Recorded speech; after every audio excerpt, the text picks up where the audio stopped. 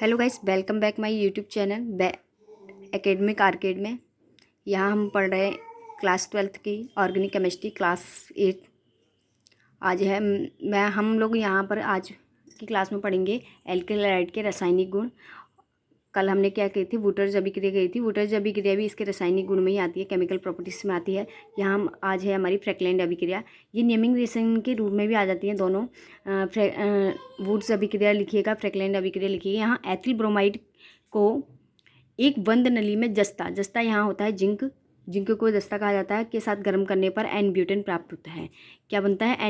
N butane ही woods अभिक्रिया में बनता है और एन ब्यूटेन ही इसमें। बस इसमें थोड़ा सा अंतर है, देखिएगा।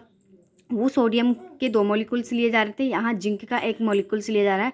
बाकी पूरा सेम है कि जो प्रोडक्ट बन रहा है वो भी सेम है और बस थोड़ा बहुत सेम है। यहाँ पर क्या लिख रखा है हमने, सोडियम के साथ हमने यहाँ इसके साथ लेकर फ्रैक्लैंड अभिक्रिया में लिया है हमने जिंक। तो यहाँ एल्किल हैलाइड के हमने 2 मॉलिक्यूल्स लिए हैं, जिंक का 1 मॉलिक्यूल्स के साथ हम यहाँ पर गर्म करते हैं। हीट का निशान है यहाँ, तो एन ब्यूटेन प्राप्त होते हैं और जिंक हैलोजन बाहर निकलता है। तो हमने क्या लिया है, आर की जगह हमने C2H5 लिख रखा है, एक्स की जगह Br ले लिया। ठीक है, तो ethyl bromide plus Zn zinc plus ethyl bromide. यहाँ आप लोग कंफ्यूज मत होना कि ये Br यहाँ ऐड क्यों कर दिया। यहाँ क्या हमने कार्बन की 4 बैलेंसी होती है, क्योंकि कार्बन को अपनी बैलेंसी पूरी करनी होती है, तो हम यहाँ भी ऐड कर सकते हैं। ठीक है, तो हैलोजन को सेंट्रल पॉइंट यहाँ पर क्या है हमारा, बी है, वो सी है, सॉरी कार्बन है मतलब, तो इसीलिए हमने यहाँ पर इसको ऐड कर सकते हैं। ठीक है, अब यहाँ पर क्या बनता है हमारा एथिल, यहाँ से एथिल आया और यहाँ पर भी एथिल, तो यहाँ पर क्या बन जाता है एन ब्यूटेन। ब्यूटेन क्यों लिखा आपको पता ही है, क्योंकि यहाँ पर C2 और C2 यहाँ पर क्या हो जाएगा 4C, तो 4 जब कार्बन 4 होते हैं तो क्या आता है, ब्यूटेन आता है। ठीक है, तो यहाँ IUPAC नाम भी लिख सकते हैं हम। यहाँ लिखना है n butane plus zinc bromide. ठीक है, जिंक ब्रोमाइड बाहर निकल गया, ये B2 आप लोग क्लियर देख रहे होगा। जिंक ब्रोमाइड एक साथ है, ये कोई प्लस नहीं है इसके बीच में। ठीक है, यहाँ जगह नहीं थी, शायद यहाँ लिख दिया है हमने। और ये बच्चों ये जो लिख रखा है हमने एन ब्यूटेन है, एन ब्यूटेन के साथ हमने C4H10 मतलब इसी फॉर्मूले को हमने ऐड करके यहाँ लिख रखा है। और ये इस टाइप में हमें क्या आता है कि पीछे हम अगर वो पढ़ेंगे अपना एमीन वाला चैप्टर पढ़ेंगे, इसमें ऐसे क्वेश्चंस आते हैं। आपको ऐसे करके फॉर्मूले नहीं देगा, इस टाइप में फॉर्मूले देगा, तो आपको पहचानना है। तो ऑर्गेनिक केमिस्ट्री को आप सब चीज़ को अच्छे से एक बेसिक चीज़ क्लियर करके चलिएगा, तभी जाके आपको आगे जाके आसानी होगी। ठीक है, तो यहाँ हमारी ये फ्रैक्लैंड अभिक्रिया। नेक्स्ट रासायनिक गुण में चलते हैं हम। नेक्स्ट है हमारा जलीय मतलब लिक्विड जलीय NOH सोडियम हाइड्रोक्साइड या KOH की C2H5Br के साथ अभिक्रिया, मतलब एथिल ब्रोमाइड। क्योंकि हम क्या पढ़ रहे हैं, एथिल ब्रोमाइड के रासायनिक गुण केमिकल प्रॉपर्टीज पढ़ रहे हैं ना, तो हम क्या करेंगे, मैंने आपको कल भी बताया था कि एथिल ब्रोमाइड के साथ हम सोडियम हाइड्रोक्साइड या पोटेशियम हाइड्रोक्साइड से अभिक्रिया कर रहे हैं। यहाँ दोनों करके बता दिए हैं हमने, तो आप किसी एक के साथ कर सकते हैं। अगर आपको बताया जाता है, ये जो हो जाती है, ये फिलिंग द ब्लैंक्स में भी ये रिएक्शन पूछ दी जाती है। ठीक है, आप लोग इसको ध्यान दीजिएगा प्लीज़, फिलिंग द ब्लैंक्स में भी ये रिएक्शन पूछ दी जाती है एग्जाम में।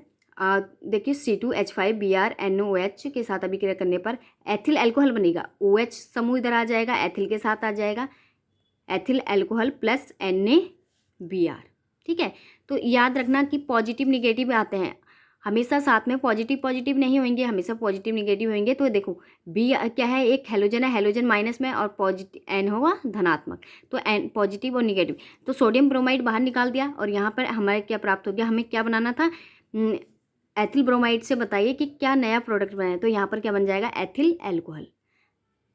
ओके, आपको अगर आप लोग अल्कोहल अभी चैप्टर पढ़ेंगे हम, तो आपको ये रिएक्शन फिर से दोबारा से पढ़नी पड़ेगी कि एथिल अल्कोहल बनाने की विधि बताइए, तो हमें इस टाइप से ये विधि को भी यूज़ कर सकते हैं। तो इसलिए आप लोग ये फर्स्ट चैप्टर जो है बहुत ध्यान से पढ़ना, और जो चीज़ नहीं आती है, अगर समझ नहीं आती मेरी क्लास में या वीडियो में, तो आप लोग प्लीज़ मुझे कमेंट करके बताना, मैं उस चीज़ को क्लियर करने की कोशिश करूँगी। मैं दोबारा से उस पर डाउट पर वीडियो बनाऊँगी, जिस बच्चे के भी किसी के भी अगर डाउट है, कोई चीज़ समझ नहीं आ रही है मेरी ऑर्गेनिक केमिस्ट्री की क्लास में, तो प्लीज़ आप डाउट में आप लिख दीजिएगा। और अगर किसी भी केमिकल का नाम या कुछ भी है तो आप प्लीज़ लिख दीजिएगा। मैं 1-2 डाउट इकट्ठे करके मैं इसके साथ एक वीडियो बनाऊँगी, ठीक है। तो आप लोग प्लीज़ कोई डाउट मत रखिएगा, और डाउट है तो आप मुझे कमेंट कीजिए।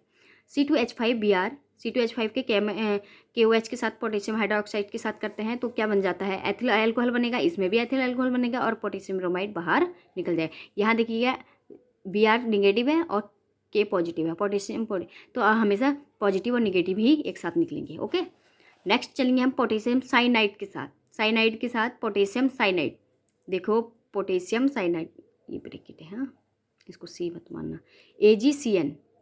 AgCN potassium cyanide. तो देखिए potassium cyanide ethyl bromide plus AgCN potassium cyanide, sorry Ag silver cyanide, ठीक है। C2H5Br plus AgCN silver cyanide. Silver cyanide के साथ करते हैं,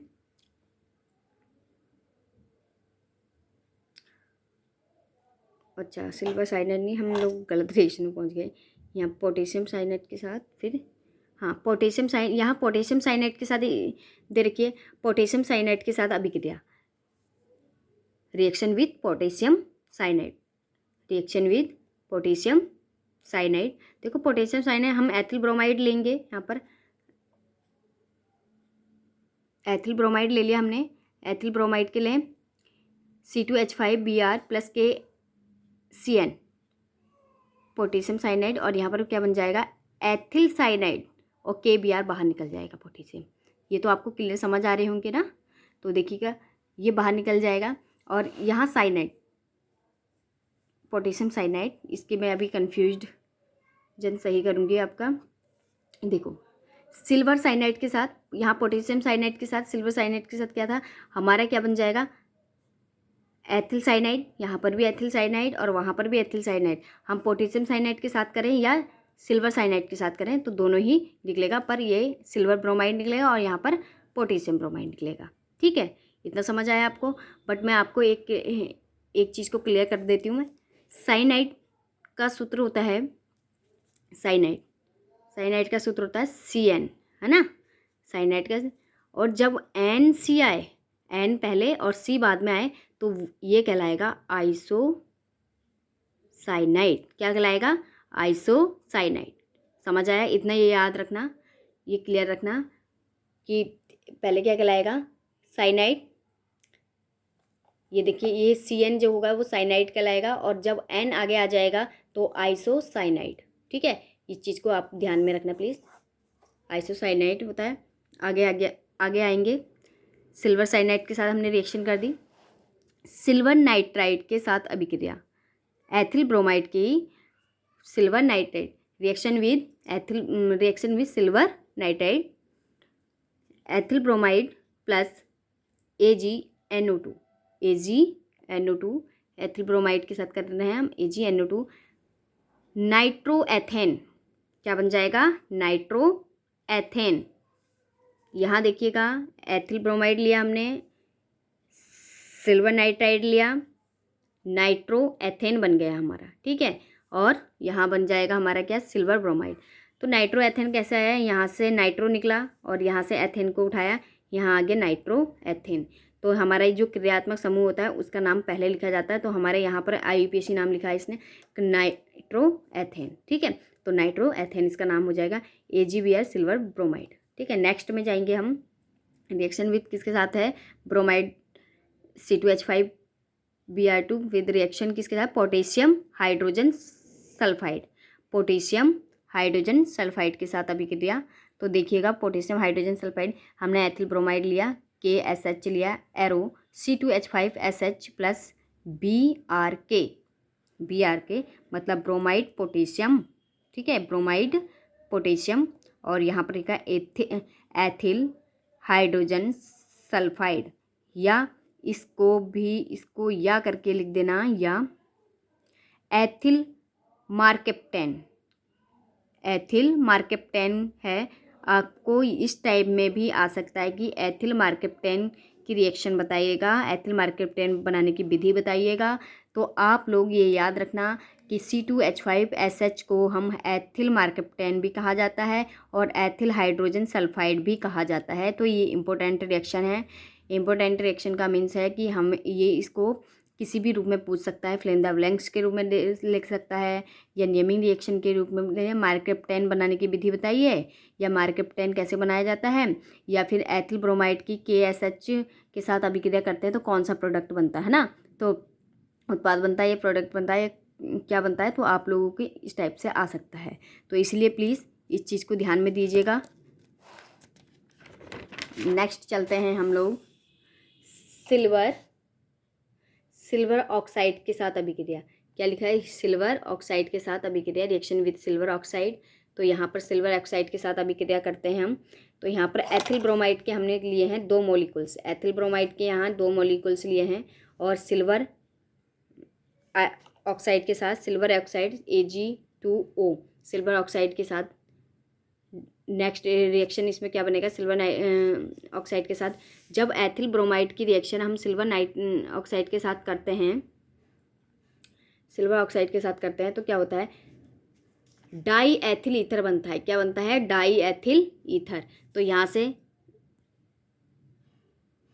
C2H5 और यहाँ से C2H5 दोनों आएगा, और यहाँ से O। तो यहाँ ईथर का सूत्र क्या होता है? R single bond O, R single bond O। तो यहाँ R की जगह पर C2H5 लिख दिया है, एथिल है वो एल्किल समूह आ गए, O यहाँ पर। तो ये ईथर कहलाता है बच्चों, R। ये ईथर समूह, जब हम ईथर पढ़ेंगे तो ईथर का ही पता है, ये ईथर समूह होता है जब बीच में R हो और दोनों साइड एल्किल समूह हो, तो वो ईथर समूह कहलाता है। तो एल्किल समूह की जगह क्या आ गया?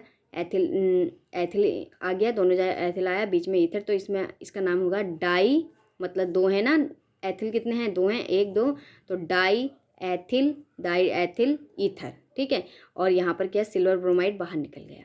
ओके, तो हम ये रिएक्शन है। और नेक्स्ट रिएक्शन है बेंजीन के साथ, एथिल ब्रोमाइड की बेंजीन के साथ अभिक्रिया। बेंजीन की मैंने आपको फॉर्मूला बताया था, C6H6 बताया था ना। तो यहाँ पर हमारा क्या बन जाए? एथिल बेंजीन बन जाएगा। यहाँ पर एथिल बेंजीन बन जाएगा। देखो C2H5 C6H5। ठीक है, यहाँ पर आप बोलोगे यहाँ पर 6 कहाँ है? यहाँ जब ऐड होगा, यहाँ पर जब ऐड होगा तो ये सिंगल, इनके बीच में सिंगल बॉन्ड होगा, यहाँ से एक H निकल के यहाँ Br के साथ रिएक्शन करेगा। ठीक है, यहाँ पर क्या आ गया हमारा? C6H5, यहाँ से C2H5 और C6H5। तो यहाँ पर हमारा एथिल बेंजीन बना है और हाइड्रोजन ब्रोमाइड बाहर निकल गया। ठीक है, तो आज के लिए हम इस क्लास में इतना ही पढ़ेंगे और कल पढ़ेंगे हम SN1 और SN2 अभिक्रिया। तो प्लीज़ अभी चैनल को सब्सक्राइब कीजिएगा, शेयर कीजिएगा और कमेंट प्लीज़ कीजिएगा कि आपको कैसा लगा और कहाँ आपको समझ नहीं आ रहा है तो आप मुझे बता सकते हैं मुझे कमेंट करके। Thank you so much.